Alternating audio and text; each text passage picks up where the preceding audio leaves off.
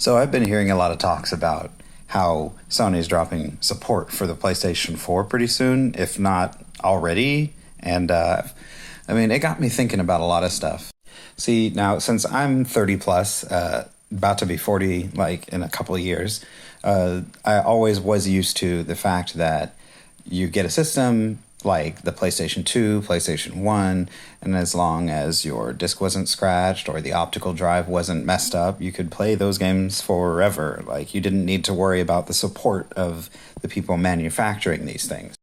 I mean, there are other things inside the hardware that can go bad, and like, things like capacitors that don't exactly last forever, or, in arcade games, there used to be like a little suicide chip in there that would, like not always last like longer, I think, than like maybe 20, 30 years or something, but those are extenuating circumstances. And of course, there's a thing to consider about like live service games, like, obviously your Fortnites and your Genshin Impacts always need an internet connection, or hell, even paid games like, like some of the Battlefield games. They're not always going to have their servers up for all eternity unless the game literally just keeps printing money for eternity.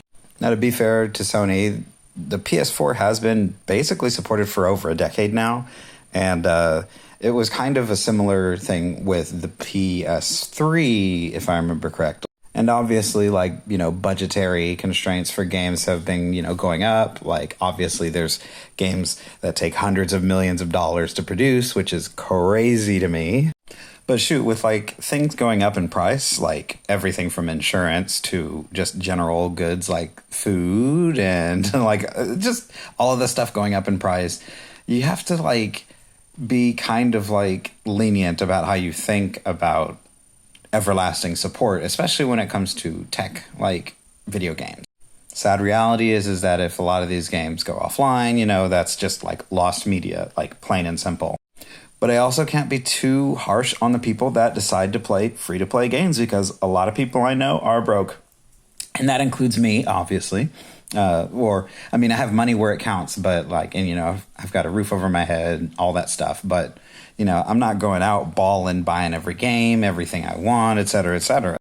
So lower priced, indie games, or really just like the larger priced games like, AAA games, I will buy one maybe every year or something like that. But a lot of the times I'm stuck with a lot of indie or free-to-play games, things like that. It's also depressing because I still have my Xbox 360 in storage, and the Xbox Live Arcade storefront has been shut off for a while. And if something happens to that system, I am just screwed. There's a lot of games on there I can't get again.